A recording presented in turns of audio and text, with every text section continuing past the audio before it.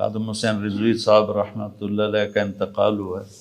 मैंने उनके लिए वहाँ गांव में एक निसाब पढ़वाया 70,000 ला इलाहा इल्लल्लाह का, और दूसरा तो लंबे में पढ़वाया 70,000 ला इलाहा इल्लल्लाह का। कि मैं उनको बतौर मुस्लिम देखता हूँ, बरेलवी बतौर बरेलवी नहीं देखता हूँ। भाई ये चीज़ मैं पैदा करना चाहता हूँ, पैदा तो अल्लाह करे कि आप ये देवबंदियत बरेलवियत के चोले उतार दो, मोमिन मुस्लिम उम्मती का चोला पहनो। बहुत गिरावट है इसकी वजह से। तो मैंने उनके लिए निसाब पढ़वाया, चूँकि मेरे नबी के उम्मती हैं। और एक है ना जबल इस्तिकामत, गैरों को भी मानना पड़ गया। आप एक हजरत हैं, अब हजरत लफ्ज की भी मैं तौहीन समझता हूँ, मुझे वापस दे दें ये लफ्ज। एक और बहरूपिया है, वो जनाब पहुंच गया, जनाब मैं आ गया हूँ खादिम रिजवी के मज़ार पर। डरने वाले हम वैसे ही नहीं हैं, जेड़े 4 सा है ना सोरना तो जी लइए ना, वो भी चल, हम भी दुआ करेंगे। मैंने कहा देखो अखलाकी बात है, तो मैं किसी ने नहीं रोका, लेकिन हजरत मुझे एक बात तो बता दो ना, क्यों कौम को जनाब तफरकेबाजी की लानत में तुम मुब्तला कर रहे हो और 2 नंबरी कर रहे हो? ये वही खादिम रिजवी नहीं है जो इस्लामाबाद में सर्दियों में 12,000 शैल बर्दाश्त कर रहा था और तुम नीचे से हुक्मरानों से बगलगीर हो रहे थे? उस वक्त ये खादिम रिजवी अच्छा नहीं था?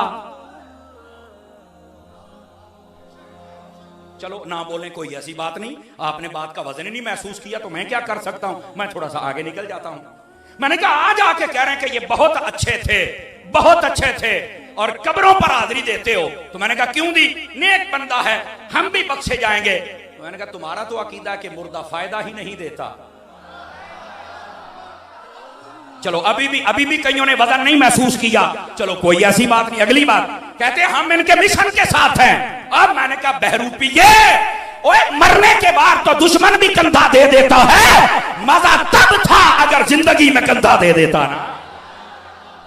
हाथ उठा के बोलो सारे हजरात।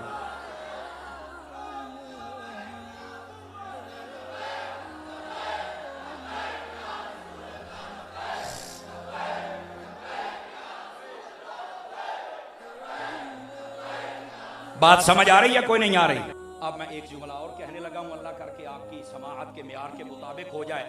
जहां पर पूरी दुनिया में ARY के जरिए पैगाम पहुंचाने वाले इकराम हुसैन साहब हूं, तो वहां बड़ा सोच समझ के जुमला बोलना पड़ेगा ना, और इतने उलमा बैठे हो तो बड़ा सोच समझ के बात करनी पड़ेगी ना।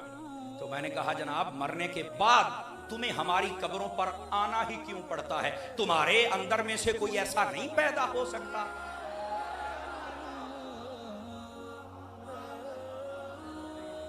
हाय हाय हाय हाय, क्यों यहां आना पड़ता है? मुझे सिर्फ ये बता दो, अगर मरने के बाद हम इतने कीमती हैं तो बता जब हम जिंदा होकर या रसूलुल्लाह के नारे लगाते तब कितने कीमती हो? क्या ख्याल है?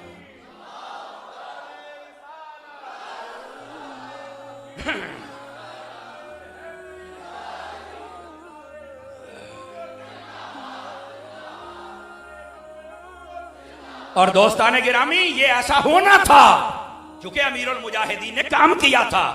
जब आपको जेल में घसीट कर लेके जा रहे थे ना, तो उस वो में मुझे यहां से पकड़ो, घसीट रहा है, मैं हंस रहा हूं। तो वो कहने लगा क्यों हंस रहे हो? फरमाया यार हंसी मुझे इस बात पे आ रही है, जिन कमीनों के लिए तू मुझे घसीट रहा है वो तो नहीं देख रहे, पर जिनके लिए मुझे घसीटा जा रहा है ताजदारे मदीना मुझे देख रहे हैं।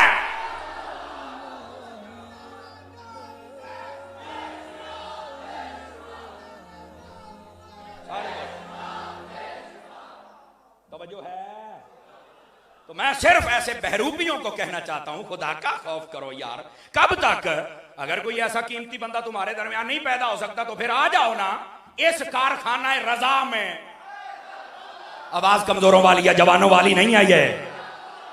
आ जाओ ना इस गौसे आजम के गुलशन में। अगर यहीं पर ये बंदे तैयार होते हैं तो कहां की बदबू चाट रहे और सूंघ रहे हो? खुदा का खौफ करो और शेयर ना किया करो। यूट्यूब पे तो चैनल बने हुए हैं, फलाने आ गए फलानी कबर पर, हमने शेयर करना शुरू कर दिया, 5,000 बंदों ने देख लिया, रात को $50,000 आ गए। वो तो पहले ही इस बात के भूखे हैं क्योंकि कई लोग ईरान की हड्डियों पे पल रहे हैं। जुमले का वजन तो महसूस किया करो मेरी सुत्ती पई कौम। कई लोग ईरान की हड्डियों पे पल रहे हैं और कई बेचारे डॉलरों पे पल रहे हैं, कई पाउंडों पे पल रहे हैं और कई रियाल पे पल रहे हैं। एक सुन्नी है जो आमीना के लाल पे पल रहे हैं।